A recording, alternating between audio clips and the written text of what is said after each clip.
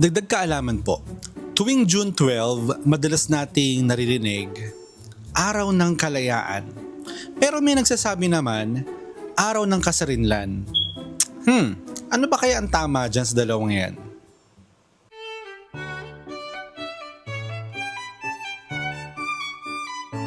Mas preferred ko po siya na tawagin as kasarinlan. Sa sarili natin na kaya na nating mamuno, kaya na natin mag-build ng sariling government natin, mag-manage ng mag-manage sa bansa natin. Yung para sa akin na magandang itawag sa Independence Day ay araw ng kalayaan. Dahil nga, since sinapok tayo ng mga, ng mga Stila, Amerikano, Chino, tapos, Hapon, nakuha rin natin yung, sa siglo na yun, nakuha din natin yung kalayaan natin. Araw ng kasarinlan.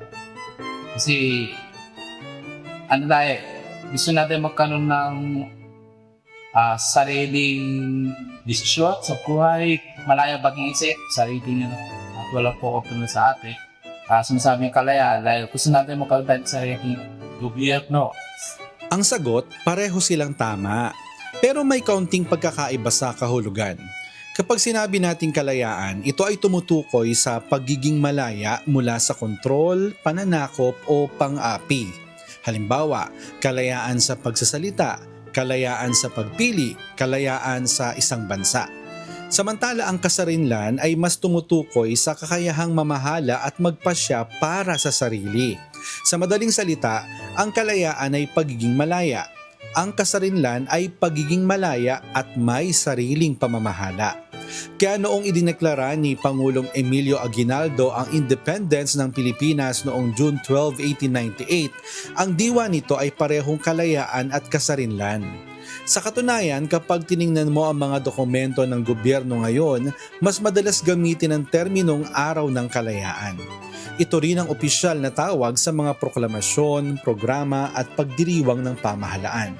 Pero hindi ibig sabihin na mali ang araw ng kasarinlan.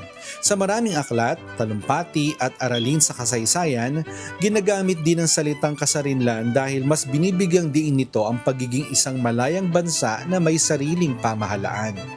Kaya kung tutuusin, hindi ito usapin ng tama o mali. Mas usapin ito ng diin. Kapag sinabi mong araw ng kalayaan, binibigyang diin mo ang paglaya. Kapag sinabi mong araw ng kasarinlan, binibigyang diin mo ang pagiging malaya at nagsasarili bilang bansa.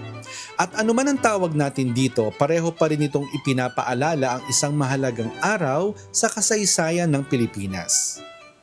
Ikaw, ano ang mas madalas mong gamitin? Araw ng kalayaan o araw ng kasarinlan? Dati ba alam mo na medyo kaunti lang ang pinagkaiba ng dalawang yan? Sana po may natutuhan kayo at laging tatandaan, mapalad po ang tao na nakakasumpong ng karunungan at ang tao na nagtatamo ng kaunawaan.